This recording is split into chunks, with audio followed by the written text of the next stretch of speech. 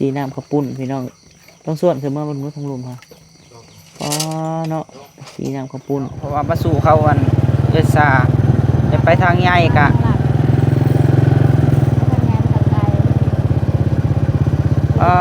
ทางโหดแห้งเลยทุก6 ขวดเลย ปลา เป็น1 โมง เจ้านะประมาณ1 โมง ไม่นอนบ่ใช่ บอกมีแต่เพิ่นปลุกต่างโมงปลุก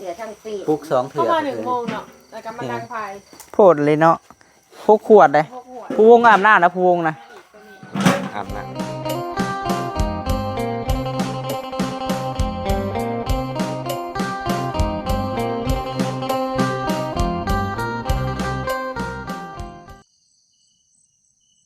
กราบสบายดีพี่น้องสุขุสุคนได้พี่น้องเด้อเนาะพบพ่อกับบ่าวพามีอีกแล้วพี่น้องพบพ่อกันจักโมงพี่น้องเอ้ยคือจิเมน3 โมงตอนนี้ก็ได้เนาะ3 โมงเช้าพี่บรรยากาศพี่น้องบ่าวพามีก็ลุกมาแต่นอนเนาะพี่น้องเนาะบ่ทันล้างหน้าล้างตาซ้ำโทรปลุกกันอุกทึกพี่น้องเอ้ยมาเบิ่งน้องสาวลาตรีคือสิไปก่อนแล้วแหละพี่น้องเนาะเพื่อนนางภูวงพอแหละเป็น1 ข้าว 1 น้ำพี่น้องไอ้เนาะซอยเวียกตอนเช้าเนาะโทรปลุกกันอุกถึก1 น้องอยู่พี่น้องเนาะพี่แหละมาทางเฮือนยายเพชรพี่แหละใกล้เฮือนบ่าวพามีเดี๋ยวก็ไปสู่เอาทางหน้าพวกพี่น้องเอ้ยเอาไปซอยน้องผู้วงเนาะพี่น้องเนาะงานแต่งเพิ่นให้สำเร็จเสร็จสิ้นมื้อนี้ก็ได้ไปเบิ่งน้ำกันเนาะอ๋อโธ่ใช่เลยว้าแม่นบ่ยายเพชรนะฮะ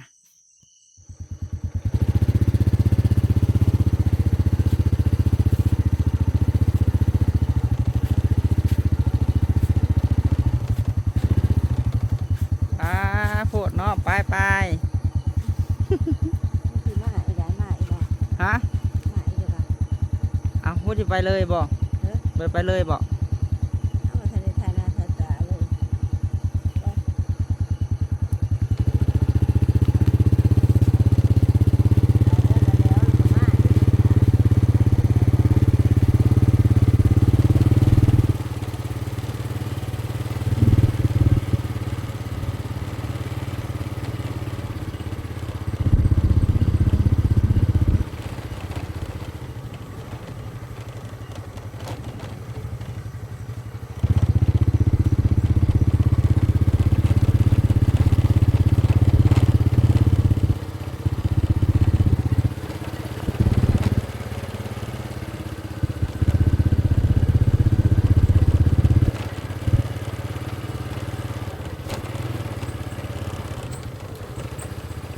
มืดอะไรเนาะ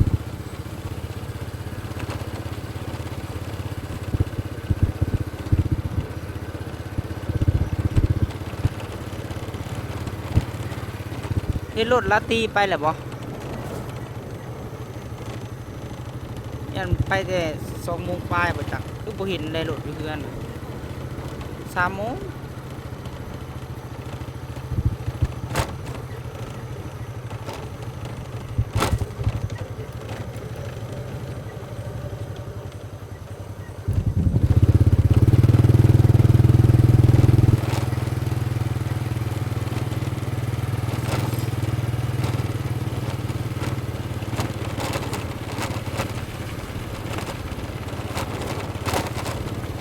เพื่อจักเขา1 ข้าวแล้วหรือบ่เนาะ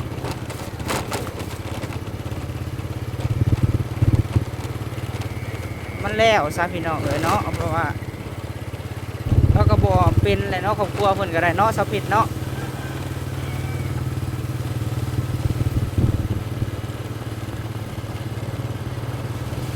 จะคันคอคันอีหยังน่ะมีแล้วหรือบ่เนาะ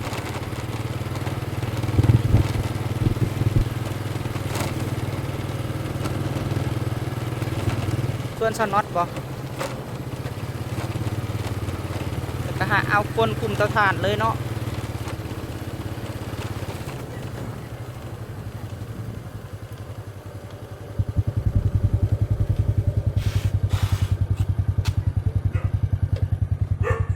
ไปลงก่อน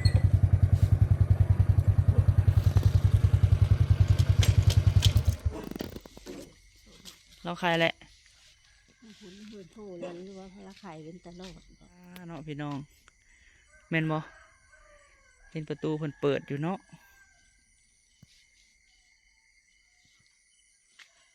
นี่แหละซอยกันพี่น้องเอ้ยเงินซานแล้วก็สน็อต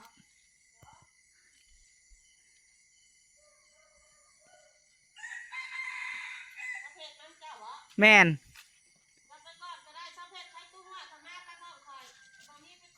โอ้ป้าเฮาสิไปสู่เขาสาผู้ใดซะ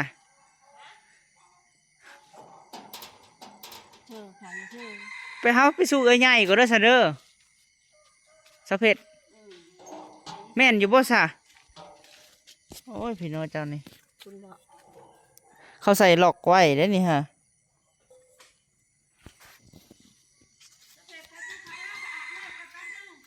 อ้าวเขาก็สิมือท่าหน้าท่าตาอีสก้อนและสา เถอะ ขายเธอ จักเด้อใครบ่เป็นเด้อไปส่งยายเพ็ดไว้อยู่นี่แหละยายน็อต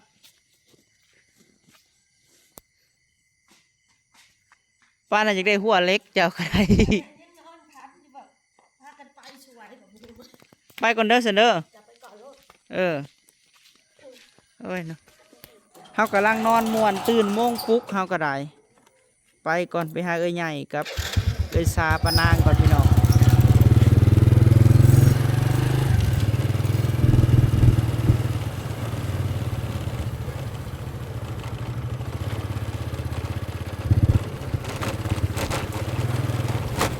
คืนนี้ก็มา10 โมงพี่น้องเอ้ยเพื่อไล่เงินไล่หยังแล้วไล่หัดไล่นี่เนาะผู้ใหญ่เพิ่นซอยมาก็12 โมงคืนนี้หันได้อาบน้ำนะ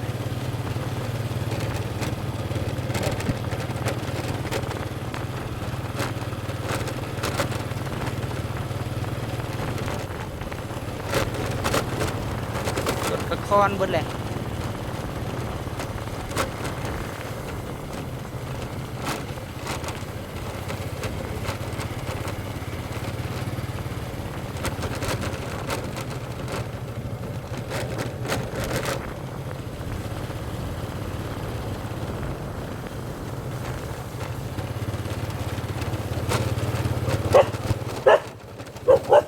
เซ่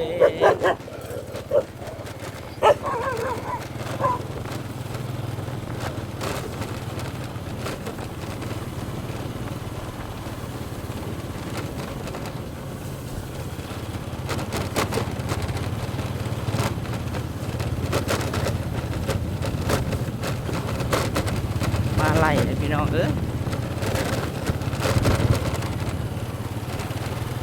สิว่าไผเนาะแต่เศร้าแต่เสียวแท้นี่แต่มันบกัดเนาะ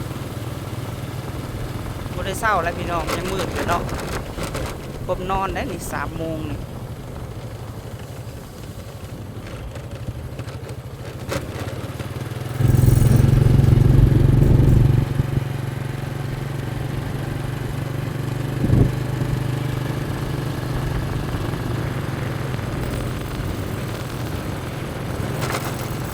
เพราะว่าเมื่อคืนนี่ก็จนดึกพี่น้องเอ้ยพากันอยู่เนาะถ้าเฮาบ่เฮ็ดก็จักไผสิเฮ็ดพี่น้องเอ้ยถ้าบ่เฮ็ดไปอีต้นวันทองกับสาวแหล่เนาะน้องแหล่โอ้ยสิว่าแนวใดพี่น้องเอ้ยเฮ็ดให้มันแล้วซะแม่ FC เพิ่นโทรมาบอกก็ได้และก็ขอบคุณเด้อเนาะแม่ FC ทุกท่านให้กำลังใจบ่าวพามีพี่น้องเอ้ยเป็นคนนำพาทุกสิ่งทุกอย่างเนาะเฮ็ดหันเฮ็ดนี่ก็เอาพี่น้องเอ้ยให้มันแล้วเสร็จสิ้นไป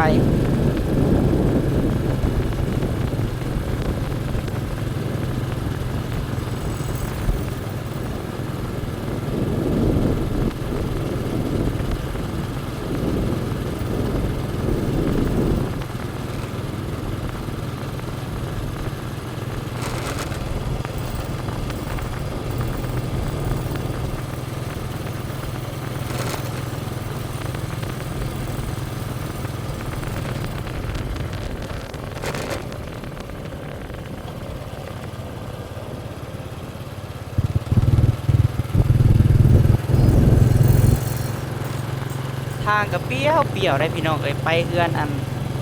เสาแหล่กันเนาะทางก็มาเปรี้ยวน้องสาวก็น้องเคยไปแล้วแต่เช้าโพก็บ่อันพุ่นแหละคือสิแม่น2 โมงปลายบ่หรือว่าเท่าไหร่พี่น้องเอ้ย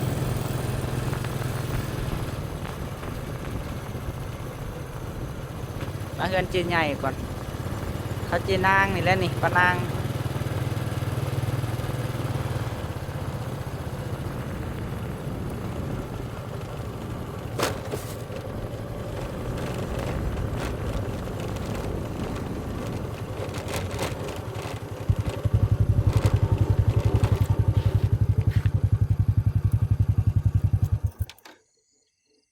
ใหญ่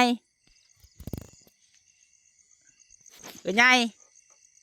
ใหญ่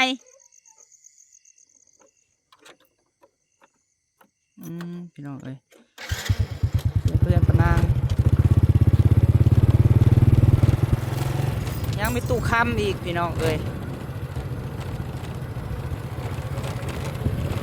บ่าวพามีครับบ่อยากกลับเมื่อพี่น้องเนาะกระเทินไปแล้วก็ไปฮอดไปแล้วก็บ่ได้มาเลยพี่น้องเอ้ย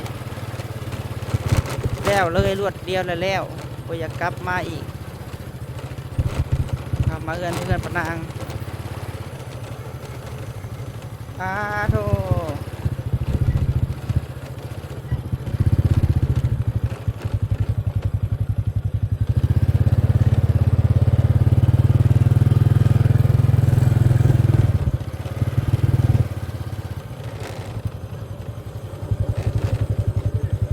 ว้ายเซ่ป้าเอสามาโซคาขาวแต่เช้าแท้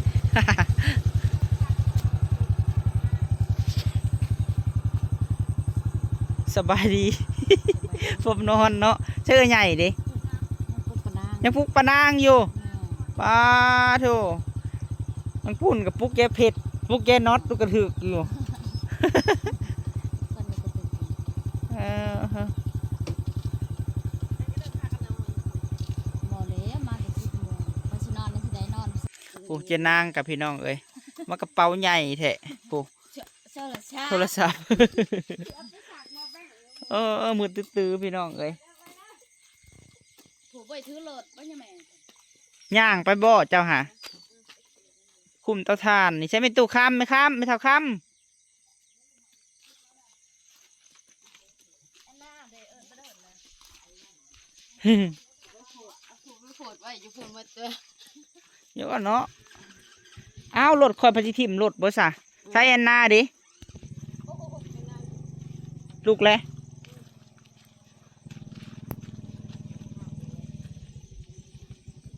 ใช้แอนนา ในเตาถ่านตุ๊กตับ เราเป็นห่วงฐานแล้วเนาะปกติแล้วแหละไม่เท้าเจ้าเอาเลยอันสินเพให้แล้วเอาสินเพแล้วก่อนคือว่าแล้วเข้าไปบ่เจ้าเข้าไปบ่ได้ว่าไม่เท้า ได้ ได้หนัง ไม่เท่าเขานั่งเขาได้บ่เป็นหยังแต่ว่าเราหาบ่ได้เราหาผูกแขนให้เขาก็ได้ แต่เขา แค่ให้เราก็ได้เราก็แกะออกบ่เห็นแล้วไม่เท่าแทงก็ยังได้ แบบนั้น บ่ไม่ตู้อันจะอันเจ้าเฮาอยากให้เจ้ามีอยู่บ่สินนะไม่เท้า กิน ไม่เท่ามีสิทธิ์อยู่บ่ มีได้กิน บ่มีบ่ นี่ก็กินอันนั้นไง ข้าวได้กินใหม่ไม่มี ชิ้นเก่ากัน กินเก่าก็ใส่ไม่เท้าเอ้ย ใส่กินข้าวก็ได้ โดยเอาให้ไม่เท่าเพื่อเอาเครื่องแล้วก่อนข้าวหนึ่งไปเอาก่อนไม่เท่า เขาเอาแจงที่ก็ยังไป ใครจะมาเอา อีน้อยยังขี่มา ใส่อันหน้าดิค่ะ อีน้าก็จะไปพร้อมกันนั่นแหละ อืม น้องเคยได้มานอนพี่คืน โอ้ อารถเถอะเอาเถอะช้าปะไว้ให้เขาได้เอามาให้เขาอีน้อยขี่ไป ป้าค่ะสั้นอันต้นเช้าเนี่ยเจ้าสิไปกับน้องสาวเจ้าบ่ไม่เท่า ไปกับน้องชาวไปแจงก็ไปนึงเขา ย่างไป เด็ บ่ กเจ้าก็ขี่กับมันพามี เจ้าชา ไปนั่งก็ขี่กับข่อย น้องข่อยยังมาชิวแหละเอารถนี้ไป จะคนน้องเจ้าน่ะ ผู้หนึงอีแอลกับอีน้อย2 คน โอ้ ต้องไม่รู้เขานะ ลูกเรา ก็มาแต่ละกินโชว์ บัดเจ้าน่ะให้ไผมาเอาน่ะไม่เท่า ลูกเรา ลูกเจ้าเนาะ ไปนำกันเท่านั้นเอาสิเอารถนี้ได้ไป เออ รถนี้ โดยป้าจะจุเฮาไปก่อนเด้อซันเด้อ ไปก็ค่อยแจกก็ค่อยอุ่นเขาเย็นก่อน เออ แจงเชียงน้อย ยันว่าจะไม่เท่าบ่มีไฟไปเลย ไปแล้ว เออเออเออ เอา ไป โดยให้เพิ่นเอาไปเด้อสินเพิ่นน่ะแม่ตู้เด้อ ชินเทงกระนุงไปให้ สินเสื้อผู้ใหญ่ซื้อให้ใส่ไปเด้อแม่เฒ่าเด้อไปสู่เฮาไปไปนี่ปะซาครับ มันแจ้ปะนั่นคนดิ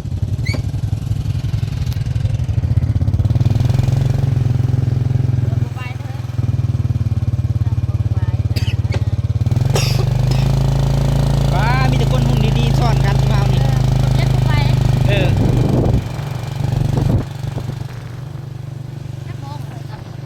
ตอนนี้บ่3 โมงป้าเฮ็ด4 โมงยังล่ะ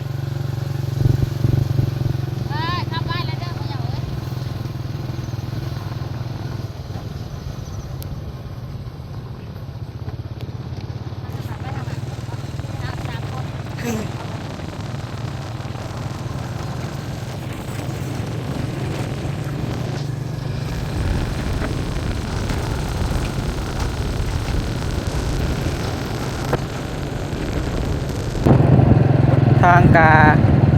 เปี่ยวแห้งเนาะ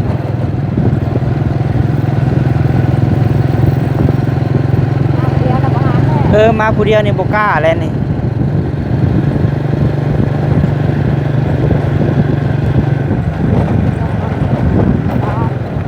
มาผู้เดียวเนี่ยมันบ่กล้าแล้วพี่น้องมันเปี่ยว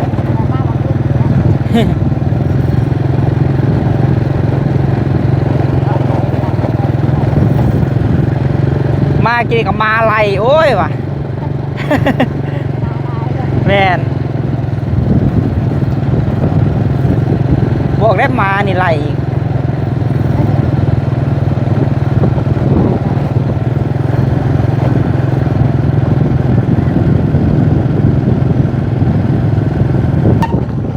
เบรกรถ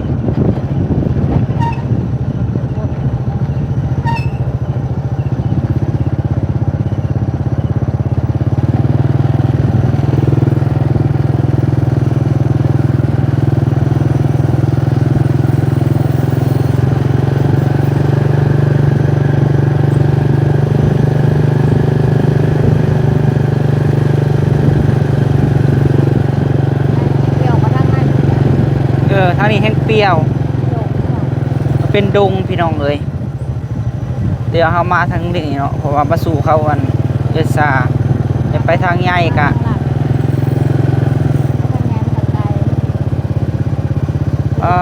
ทางโหดแห้งเลย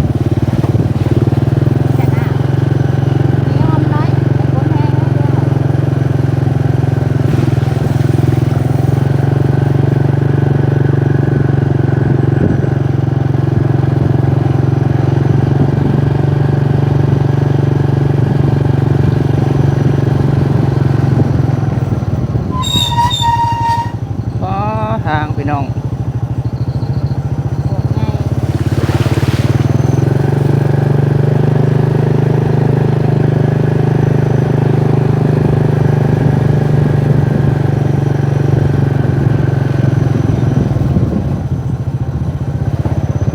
ไปหอดกันน้องพวง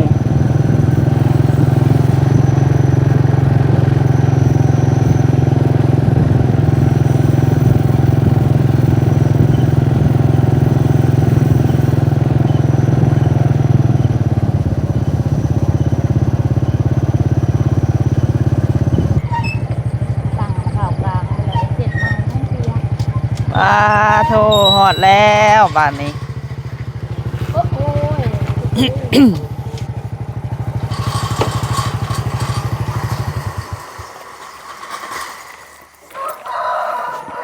ไก่ตอนหับเลยมาก็ได้สบายดีเด้อวันทองเด้อได้นอนอยู่บ่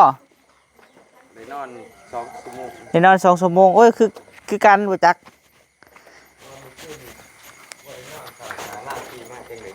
โอ้เนี่ยแปรงสีฟันแล้วเปล่าถือครบสุด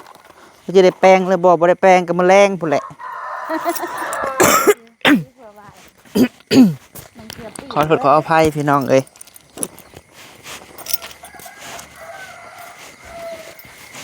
ฟ้าโทรเมื่อคืนก็จน10 โมงน้องสาวกับน้องเคยนี่จะเศร้าอีหลีพี่น้องเอ้ย จุกลายหัวแล้วก็ อุตส่าห์มาอื่นมาเลยกับพางกีตาร์เลยเอิ้นหา เอิ้นเสียงขันจนมาเพลง สบายดีเด้อน้องละตีคำเก่ง สบายดี โดยเท่าน้องทงผลเตรียมทางในบ่น้องทงผลก็น้องซาอยู่ทางในบ่ยังบ่ได้มาบ่ บ่เราอันนั้นเพราะว่าวิธีบ่มีบอลอันนั้นนี่ นี่มานอน แม่อันว่ามีนอนอยู่พี่ โอ้ เพราะว่าพี่น้องก็มาเนี่ยแล้วมันก็เลยบ่นอนพร้อมกัน โดย หายน้ำมันนี่เด้ หนึ่งข่าวเนาะท่านอยู่ดอกพี่น้องเอ้ย ทุก6 ขวดเลย ปลา เป็น1 โมง เจ้านะ ประมาณ1 โมง มา บ่นอนบ่ซะ บ่มีแต่เพิ่นปลุกต่างโมงปลุก เสียทั้งปี ปลุก2 ป เถื่ ระ อ มาณ1 โมงเนาะแล้วก็มาดังไฟ โพดเลยเนาะพกขวดเลย 6 ขวด ผู้วงอาบน้ำนะผู้วงนะ อาบน้ ตื่นเต้นจนบ่ได้รับบ่ได้นอนเนาะย่อขึ้นนึงข่าวจนน่ะนะใช่อีกค่ะ เฮ็ดอันนั้นก่อนก็ได้แกงเนาะ แกมันยังอุ่นอยู่ก็ได้ แกงก่อนแล้ เอา ว เพิ่นบ่เอากะทิลงมาเดียวแล้วก็ปรุงไว้นะตอนนี้บ่ใส่กะทิ ไปสิตื่น ำปลาเกี่ยววาวไว้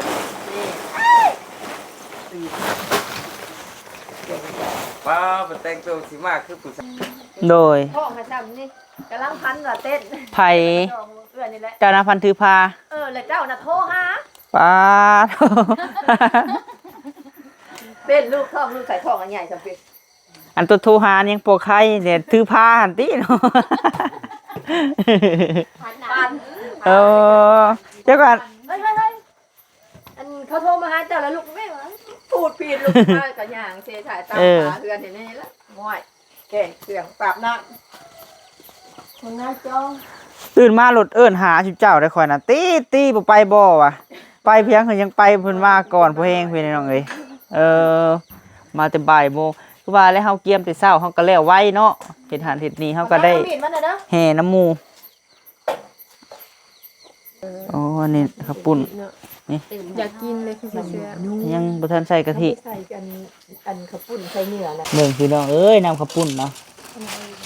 ไปรวยอยู่เนาะซา คุณกับคุณ ๆคุณข้าวกะลีพี่น้องเอ้ย ตอนเน้น มันจะตอนรุ่นนี่นะโอ้ ๆนี่ใช้ขามีเด้นี่ พี่น้ำข้าวปุ้นพี่น้องเอาอันกะทิใส่ตอนเช้ามันจังบ่บูดเนาะอันนี้บ่ทันใส่ได้นี่พี่น้องเอ้ยว้าเฮาซ่าๆบ่เลยซาแต่ให้เพิ่นเบิ่งดูหาตอนมันน่ะโอ้เนาะสีข้าวปุ้นพี่น้องงามอยู่บ่พี่น้องเอ้ยพี่ตาแซ่บเนาะ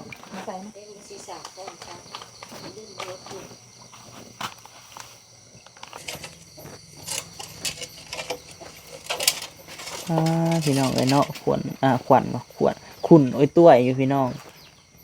สีน้ำข้าวปุ้นพี่น้องต้องส่วนเสมอมันรู้ทั้งรวมค่ะเนาะสีน้ำข้าวปุ้นพี่น้องเนาะเดี๋ยวอันพากันเห็ดอยู่เห็ดกินก่อนเด้อพี่น้องเอ้ยเจน็อตบ่เอามาหั่นเนาะก็เจเผ็ดบ่ คือสิแม่น แม่นบ่น้องผู้วงสบายดีเด้อล่ะเด้ออาบได้น้ำนะ ไว้ดีอาบแล้ว โอ้ เจ้าต้องใส่เสื้อนะได้ ทงบ่ เจ้าใส่เสื้อมีมากระดุม เออ เจ้าแก้เอาเครื่อง จังหน่อยเพุ่นมาได้แต่งหน้านี่ผู้วงเอ้ย สิได้แก้ยากเด้อค่ะ เขาอันนี้แผนกอันนั้นอันนี้พี่น้องเอ้ยแม่ครัวชุมเฮา เด้อไปสัตว์แต่ก็ ไอ้ทงกับ โอ้ตรงกับซาอันนี้หั่นหมอกระดูกนะพี่น้องเนาะหมอกระดูกเขาสิออมกระดูกเนาะ กะทิแล้วให้ผดเกาะๆแล้วก็ อื ปรุงไว้ มฮึ บ้านไหนเลยเนาะ โอ้ยมาซูชิกันค่ะสิเว้าก็ได้สบายดีเด้อ สบายดี มาทางใดทางใหญ่พู มาเด็ดทางนี่แหละ โอ้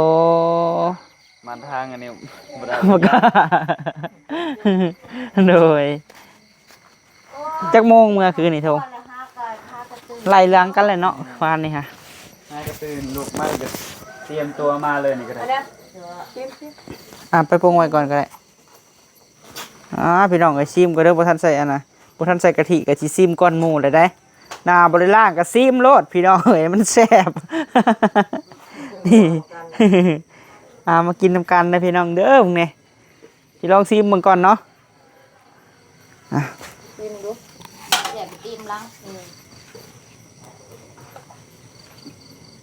แซ่บกันเนาะระดับเซฟพอแห้ง เชฟกระทะห่างวะ เลยป้าพี่น้องเอ้ยเนาะเดี๋ยวพ่อคลิปหน้าเด้อเนาะเฮ็ดเวียกเฮ็ดงานซอยกันก่อนบัดนี่เนาะให้เบิ่งบรรยากาศช่วงเช้าๆพี่น้องสบายดี